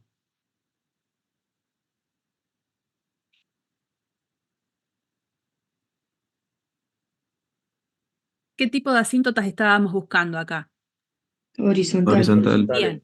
Y si yo hablo de una asíntota horizontal, ¿qué es una asíntota horizontal? Una recta. Sí, horizontal. Sí. Entonces, ¿cuál sería la recta horizontal de la cual estamos diciendo que es una asíntota? Y igual a 1. Perfecto. Perfecto. O sea, la conclusión que sacamos, voy a borrar todo eso, es que ahora acá. Si completo información, yo no tengo demasiado espacio, pero le voy a poner acá, es que I igual a 1 es una asíntota horizontal de la gráfica de la función. Y es la única asíntota que tengo. Ahí alguien estaba así. Pero les propongo que volvamos, que creo que alguien lo quería decir y quedó ahí en la nada, al planteo del límite cuando x tiende a infinito de x más 1 al cuadrado sobre 1 más x al cuadrado. Alguien dijo L'Hopital y yo pregunté, ¿estás segura? Y se cayó. ¿Se puede aplicar L'Hopital acá para resolver este límite?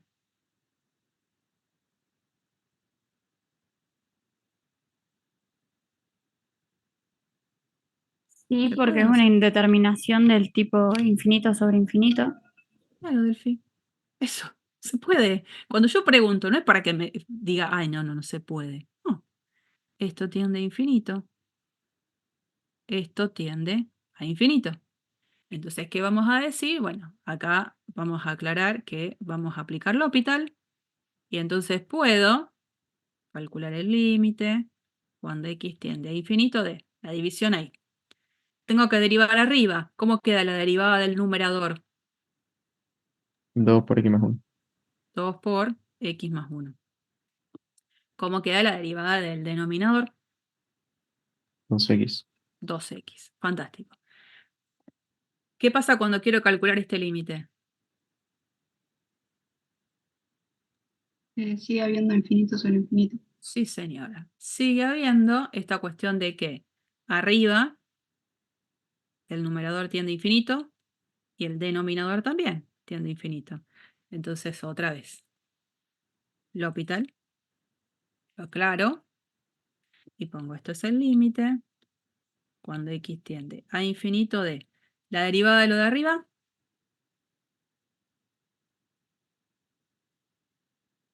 1. Ay, 2. 2 sobre la derivada de abajo, 2. 2. Simplifico y tengo el 1 del cual yo ya Profe, sabía que era el resultado. Sí, Fabri. pero ahí no era más fácil distribuir y sacar factor común 2x y ya está. Bueno, pero sería lo mismo que habíamos hecho con el x al cuadrado. Sí. Bueno, yo lo que hice fue evitar hacer lo mismo que antes. Ver que se Ah, podía bueno. hacer desde otro lugar totalmente diferente. Sí, obvio que se puede. Seguro. Bueno, tenemos entonces la conclusión igual, ¿no? Pero todo esto no termina todavía. Porque yo lo que tengo que hacer es toda esta información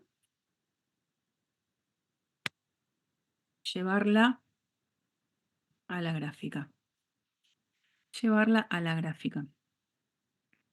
Yo tengo mi gran intervalo dominio separado en sectores donde, según lo que dice acá, la función crece-decrece o cóncava hacia arriba, cóncava hacia abajo. Entonces yo me voy a permitir, para tratar de tener toda esta información a la vez, esto lo voy a sacar. Chingui, chingui, chingui, chingui. Y esto está acá. Lo voy a dejar por acá. A ver si puedo hacer lo que quiero.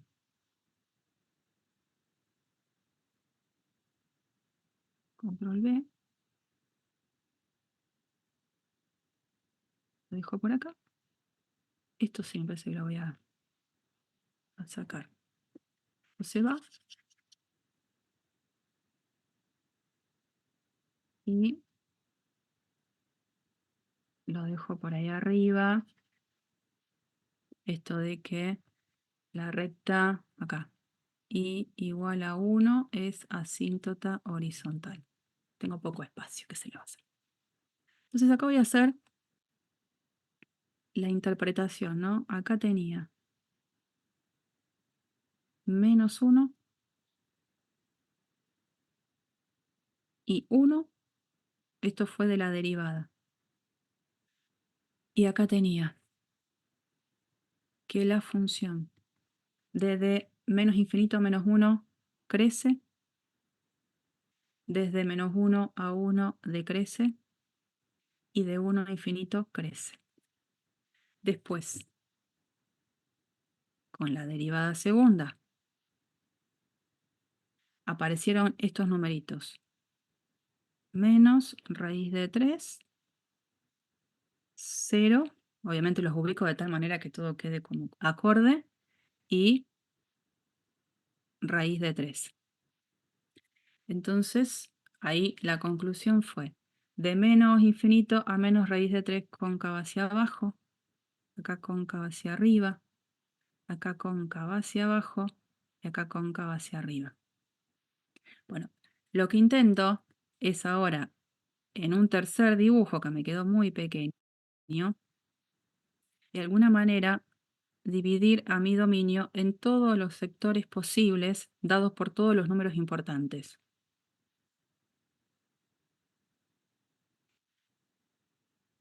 Desde menos infinito, esto es la f, desde menos infinito a menos raíz de 3, la función crece cóncava hacia abajo. Profe, De- los intervalos de crecimiento y decrecimiento es al revés. De menos infinito a menos Ah, 1 decrece. gracias. Dice al revés. Gracias, gracias. Totales. Esto es decrece. Esto es crece. Y esto es decrece. Bueno, entonces desde menos infinito hasta menos raíz de 3, la función decrece. Desde menos infinito hasta menos raíz de 3, la función decrece cóncava hacia abajo y no me tengo que olvidar que hay una asíntota horizontal. Decrece cóncava hacia abajo. ¿Para qué digo eso? Porque en este dibujito, que es el que ustedes van a tener base, ustedes van a marcar acá la recta y igual a 1, porque va a ser una asíntota horizontal. La voy a poner en la característica de asíntota que le ponemos las líneas de punto. Estilo. Poner línea de puntos y el trazo pequeñito, que no moleste. Y el color, bueno, le vamos a poner un rosita. Esa es una asíntota horizontal. Y ya que está, voy a achicar un cachito la ventana. Y voy a querer llevar esta información que tengo de toda la planilla junta. Dice la función desde menos infinito hasta menos raíz de 3, no se ve acá mucho, porque estos puntitos los puse, pero el E es el que tiene como primera coordenada acá menos raíz de 3, este es el menos 1, estos se ven bien, y este es raíz de 3. Dice, la función desde menos infinito hasta menos raíz de 3 decrece cóncava hacia abajo. Y a la vez tengo una asíntota. Entonces yo voy a hacer esto. Decrece cóncava hacia abajo. No sé si me queda tan lindo eso, ¿eh? Cóncava hacia abajo. Después sigue decreciendo desde, el otro puntito va a ser el menos 1, acá. Este era el menos raíz de 3. Con esta tabla de la función ahora sigue decreciendo, pero en este tramo la derivada segunda me dice que cambió la concavidad. Sigue decreciendo, pero cóncava hacia arriba.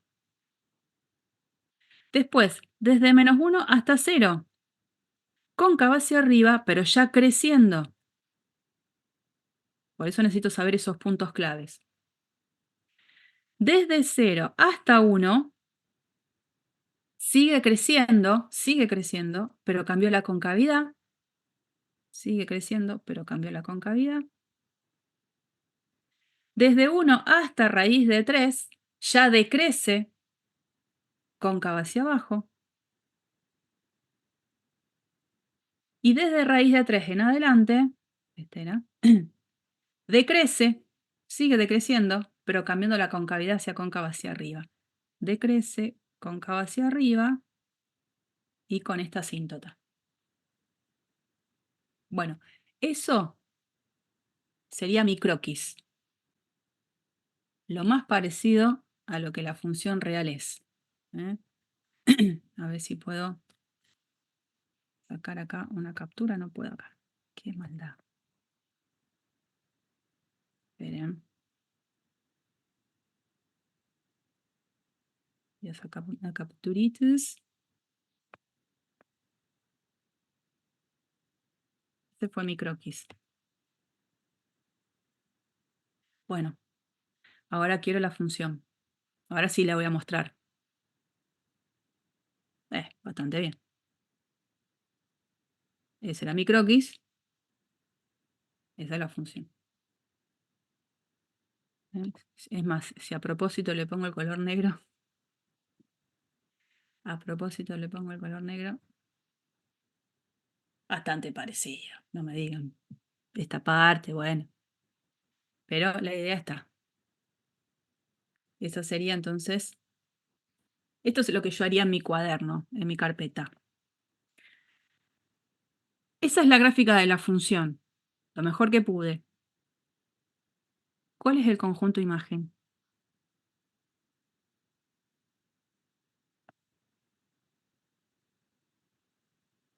¿Cuál es el conjunto imagen? Voy a sacar todo eso que hice yo, así no estorpece. Desde 0 a 2. Desde 0 hasta 2, exactamente, ¿no? El conjunto imagen en este caso es todo aquello que queda sombreado sobre el eje Y al proyectar la gráfica de la función sobre ese eje Y. Bueno, estamos. Esto es un ejemplo. Se darán cuenta que hacer gráficas de funciones involucra bastante tiempo. Y más sobre todo si se empiezan como a marear con el tema de la primera y la segunda derivada. Entonces, la idea es disminuir el tiempo que uno dedica a este tipo de ejercicios haciendo ejercicios. No les va a quedar otra, ¿no? Ejercicio, ejercicio, ejercicio. La placa, la 24 no dice nada porque es lo que uno hubiese propuesto en el momento de la presencialidad. Bueno, quería que veamos uno juntos para ver de qué manera uno va utilizando toda la información. Y de verdad creo que esto que yo hice al final sirve bastante. Porque entonces después, en este intervalo para la F, uno va marcando todos los numeritos que fueron importantes y con los dos diagramitas de arriba uno va sabiendo de qué manera crece o decrece, entendiendo con qué concavidad lo hace. Y después uno trata de identificar en el dibujo lo mejor que pueda la gráfica de la función final. Bueno, empezamos. Esto sí no está subido al campus, esto se lo subo después, que suba la grabación. Empezamos a trabajar con optimización. Optimización es un tema que, la verdad, de teoría, no tiene nada. Podría tranquilamente yo hacer así, lavarme las manos un poquito y decir, bueno, che, véanlo en práctica. Pero bueno, vamos a verlo igual. Vamos a ver de qué se trata el tema de optimización, que es el último tema que necesitamos dar para cerrar los contenidos de la unidad 1 y que van a entrar en el primer parcial. ¿Mm? Bueno, situación. 3 situaciones así concretas, clásicas, que uno se puede encontrar. Por ejemplo, si uno tiene un negocio, cualquiera sea, lo primero que va a querer hacer en ese negocio que uno plante e instale es maximizar sus ganancias, obvio. Y a la vez, ese máximo de ganancias también de alguna manera sale de minimizar los costos, ¿no? Maximizar ganancias, minimizar costos. Si uno toma la precaución de mirar algunos productos en el supermercado, muchas veces hay latas, las latitas de qué sé yo, de choclo, de lenteja, de arvejas, que tienen el mismo volumen. Esas latitas en general tienen la misma forma. Cuando me refiero a la misma forma, es la misma altura y el mismo radio, lo que hace que se haga de alguna manera específica. ¿Para qué? Para minimizar la cantidad de el material que se usa en la elaboración de las latas, que obviamente eso que hace, cuanto menos material uso, menos costos tengo. Y en esta situación, por ahí, nosotros, o al menos yo, no conozco demasiado de autos, pero en realidad los que se llaman autos económicos, muchos de esos autos económicos tienen de alguna manera características muy similares. ¿Qué es lo que hacen? Reducir la cantidad del material que se usa para realizar esos automóviles. Tres situaciones en las que uno ve la necesidad de hablar de maximizar o minimizar alguna cantidad por algún problema concreto en el cual me estoy enfrentando. En esto que yo dije acá, no hablé de una f de x, no hablé de un dominio, no hablé de nada de eso, situaciones. Entonces, en esas situaciones de optimización, yo ahora voy a estar pensando en que me van a plantear a mí un problema de maximizar, por ejemplo, una ganancia, de minimizar, por ejemplo, un costo, por ejemplo, en el que yo voy a tener que tratar de a ese problema meterlo dentro de mi campo de trabajo. Campo de trabajo que hasta ahora lo que estuve viendo eran funciones. Entonces voy a tratar de todo lo que acabo de utilizar, de capitalizar, de información de primera, segunda derivada, investigar para qué me sirve saber el signo de la primera derivada, todo eso lo voy a tratar de implementar en una situación concreta. Entonces lo primero que a mí me van a dar es un problema que voy a tener que buscarle solución. Entonces ese problema seguramente sea maximizar tal cosa, minimizar tal otra. Entonces, del problema cuando me lo plantean, lo primero que voy a tener que de alguna manera identificar es quién es ese valor desconocido del cual me piden que yo tenga que optimizar. La palabra optimizar de alguna manera se usa para pensar en las dos posibles situaciones. Optimizar porque quiero un máximo o, no sé, optimizar porque quiero un mínimo. En ese sentido. Paso 2, esto es como de nuevo una receta que uno puede ir haciendo todos los pasos o no, pero creo que están buenos tenerlos en cuenta. Muchas veces hacer un dibujo de la situación, si la situación amerita, sirve. Paso 3, reconocer cuál es mi función objetivo, cuál es la función que yo tengo que optimizar. En esa función a optimizar van a aparecer variables y las voy a tener que identificar. Y esas variables, en función del problema que me plantean, van a tener sus propias restricciones, que van a plantear lo que va a ser el dominio de mi función. Por eso necesito identificar el dominio y una vez que todo ese contexto lo metí en la situación que yo conozco de trabajar funciones sobre un dominio, ahí agarro toda la artillería de cosas que estuve analizando hasta recién, para poder buscarle el óptimo al problema que me están planteando. Bueno, la única manera de entender esto es viendo un problema, porque si no, esto es mucho bla bla y no dije nada. Concreto problema. Concreto. Un problema de maximizar un volumen. ¿Cuál es la situación? El problema va a ser así.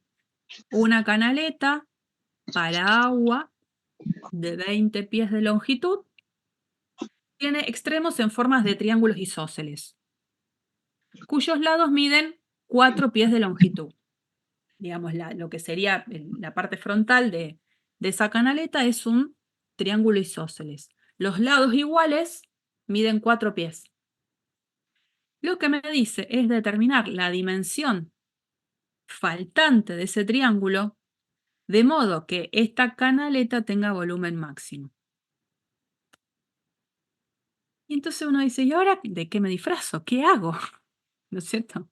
Y a ver, una canaleta que tiene 20 pies de longitud, pero que tiene extremos en forma de triángulos isósceles.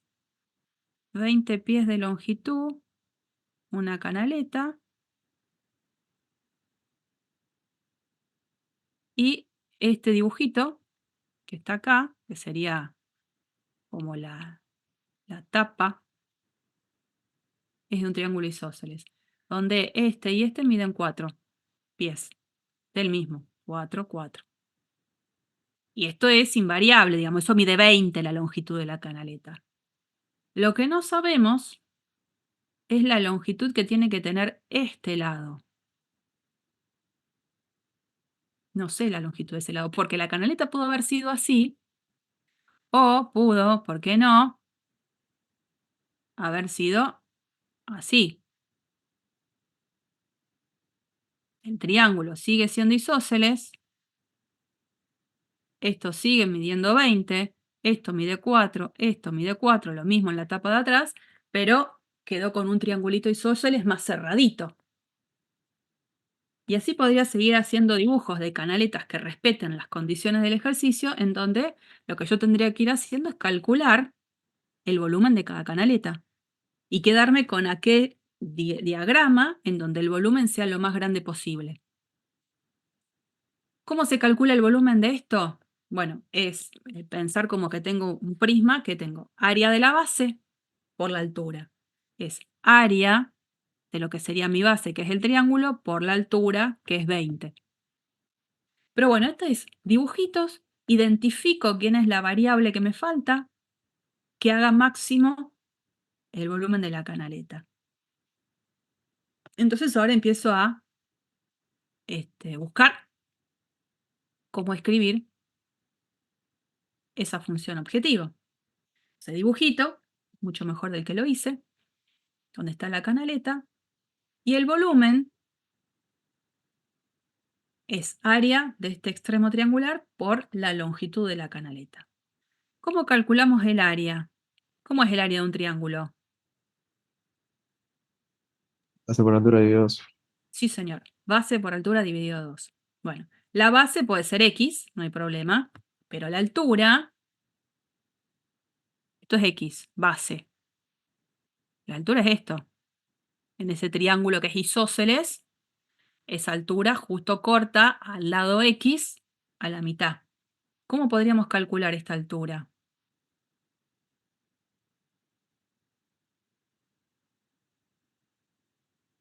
Se puede hacer. Porque yo sí conozco que, hago el dibujito como zoom, ¿no? Este lado, que sería este de acá, si todo esto mide X, esto mide X sobre 2. Este lado sé que mide 4. Y esto, que es lo que me interesa, es la altura.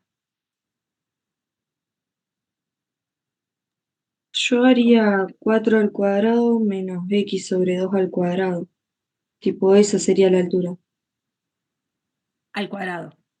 Claro, Bien. O sea, ¿qué o estamos sea, la usando? raíz ¿Cómo de se todo llama eso, eso? con la identidad pitagórica. O Bien, sea, no identidad pitagórica, no sé, con Pitágoras. con La fórmula Pitágoras, de eso. Pitágoras. Exactamente. Así que la idea es que x al cuadrado sobre 4, el cuadrado de este cateto, más el cuadrado del otro cateto, es igual a el cuadrado de la hipotenusa. Entonces, h cuadrado es 4 menos x cuadrado sobre 4, o sea que h, porque estamos hablando, porque yo tendría que poner más menos, ¿no? Pero como h es la longitud de algo, la raíz de 4 menos x cuadrado sobre 4. Entonces, ¿cómo calculo el área de todo? Perdón, de ese no, de este. ¿Cómo calculo el área de ese triángulo? Que sería el área de la que se habla acá, el área del extremo triangular. X por H. Dividido 2.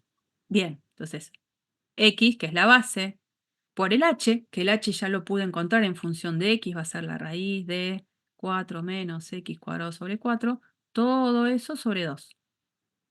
Y la longitud, esta es la parte que es fija, la longitud es 20. ¿Qué es lo que se pudo encontrar? Que la función volumen, que es la que yo quiero optimizar buscando su valor máximo, la pude escribir en función de x. Encontré la función objetivo. Encontré la función objetivo. Ahora, de esa función, a la vez, necesito dar el dominio de validez. Porque esa función que tendría esta ley, x por raíz de 4 menos x cuadrado sobre 4 sobre 2 por 20, por supuesto que yo el 2 y el 20 lo simplifico, digamos, hay cosas que yo puedo hacer. Ese valor de x, para que este dominio tenga sentido, tiene una restricción asociada al problema. Porque, por ejemplo, ¿no? X igual a menos 1 sería un valor lícito para que la expresión tenga sentido de ser calculada. Si x vale menos 1, yo puedo calcular esta cuenta. Ahora, en el contexto de mi problema, x igual a 1, ¿es factible? X igual a menos 1, ¿es factible? No. ¿Por qué? Porque no existe triángulo que mida menos Porque 1. una distancia. Claro, porque Claro. la x representa la longitud de uno de los lados de ese triángulo. Entonces, pensando en esa situación, ¿cuál sería el dominio real de esta función en este problema? Lo primero que tiene que cumplir x, ¿qué es? Para ser Que sea considerado. positivo. Bien, No es positivo sin el cero, porque si no tendría la bien, ruleta. bien. X tiene que ser positivo, fantástico. ¿Y x puede ser 1000? No, porque la raíz está negativa. ¿Cuál sería la condición que tiene x como valor máximo posible?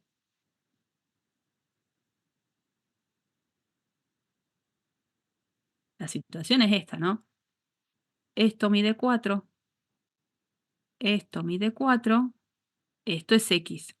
Y en los dibujitos que yo les presentaba al principio, el triangulito podría ser o cerradito o a lo mejor un poquito más abierto. Ahí alguien dice algo. ¿Por qué menor a 8, Nazareno?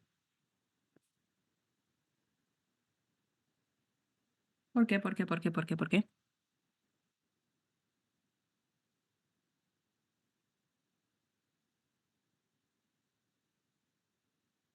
Claro, porque en realidad lo que sucede es que si x llegara a ser 8, el triángulo se abrió tanto, tanto, tanto, tanto, tanto, que estos lados quedaron paralelos entre sí. Entonces, evidentemente, el x tiene una condición que es que tiene que ser menor que 8 sí o sí. Bueno, entonces en este contexto, tengo la definición de la función, pero a la vez tengo que ser coherente con el dominio de validez, que es el intervalo que va desde 0 a 8 abierto. ¿Eh? Bueno, todo eso que yo escribí espantoso está, ¿no? Estoy aprovechando el espacio nomás. El dibujito con Pitágoras, que me ayuda a poder calcular la altura de ese triángulo, y después el planteo de la función que estábamos planteando acá.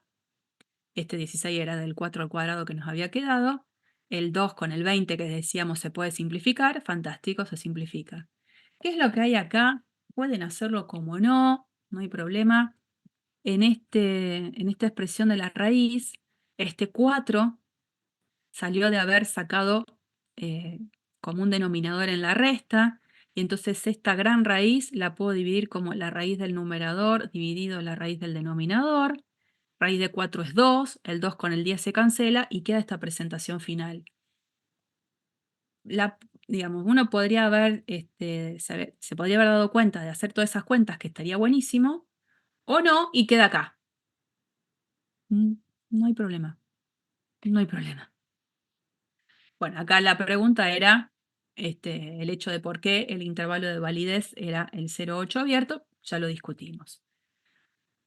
¿Qué es lo que viene ahora? Como yo ahora ya tengo mi función, y tengo mi dominio, de esa función en este dominio estoy buscando un máximo. La estoy queriendo maximizar. Maximar. Buenísimo.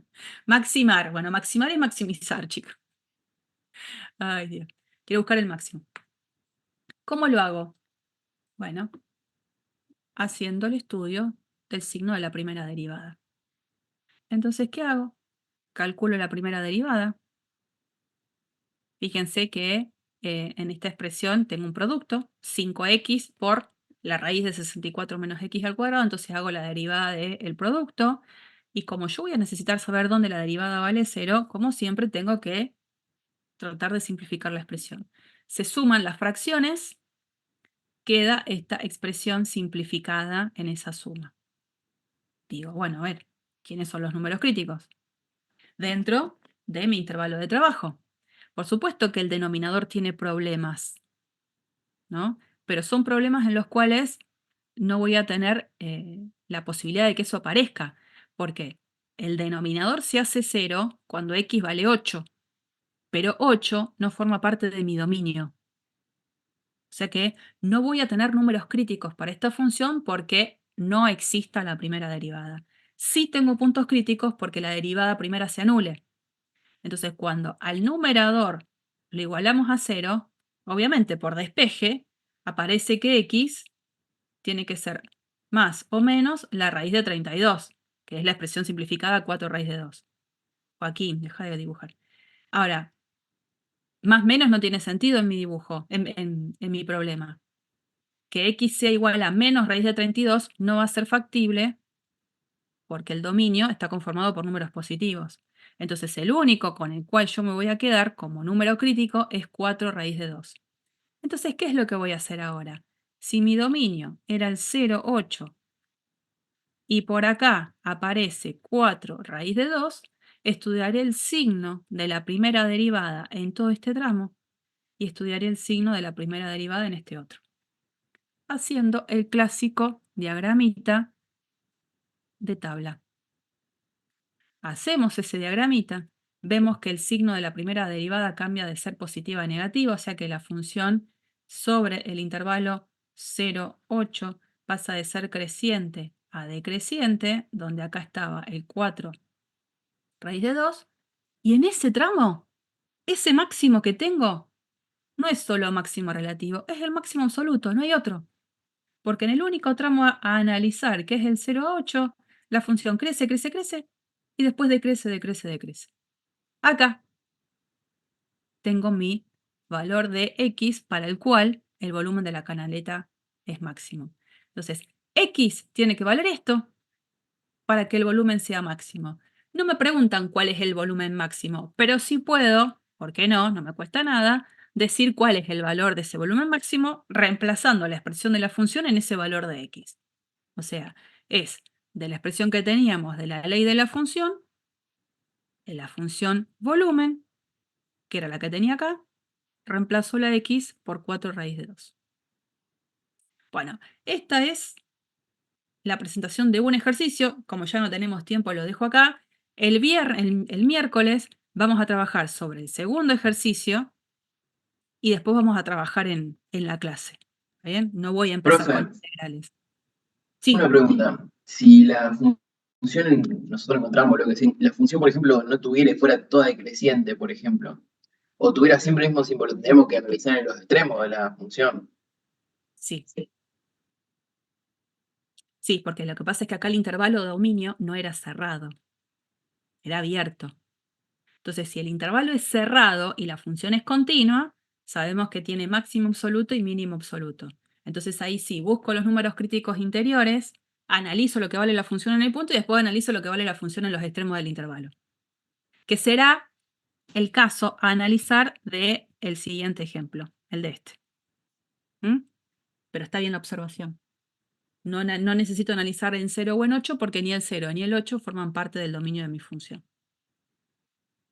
Muy bien. Detengo la grabación. Recording stopped. No los quiero hacer demorar. Si tienen alguna otra clase. El miércoles entonces empezamos la clase con ese ejercicio que me falta y voy a llevar propuestas para hacer otros. Tanto de gráfica de funciones como algún ejercicio de optimización. Les decía, no voy a empezar con integrales el miércoles, pero sí el lunes. A pesar de que el examen nuestro de parcial es el 3 de abril. Bueno, ¿alguna pregunta? Profe, ¿hasta qué tema entran en el primer parcial? Hasta optimización incluido. Ok, gracias. Así que bien. Bueno, ahora lo que queda es hacer ejercicios. ¿Qué se le va a hacer? Ejercicio, ejercicio, ejercicio. ¡Ay! Perdón. 2 segundos. 2 segundos, 2 segundos, 2 segundos. 2 segundos. ¡Ah! Me olvidé. Ya los dejo. En este apunte, como no llegué al final, en la última placa Les dejo, ustedes ya saben que yo subo un montón de cosas en YouTube. En estas 3 direcciones me tocó en diferentes cuatrimestres hacer ejercicios de práctica. Y hay ejercicios de la sección 4.3 que hice, 4.4, 4.5 y 4.7. Así que eso les puede servir a lo mejor para cuando estudien, pero ya el material este lo van a tener porque se lo subo cuando suba la grabación. Eso me olvidé de decir. Nada. Bueno, ¿alguna otra pregunta? Si no, cerramos. Cerramos. Hasta el miércoles.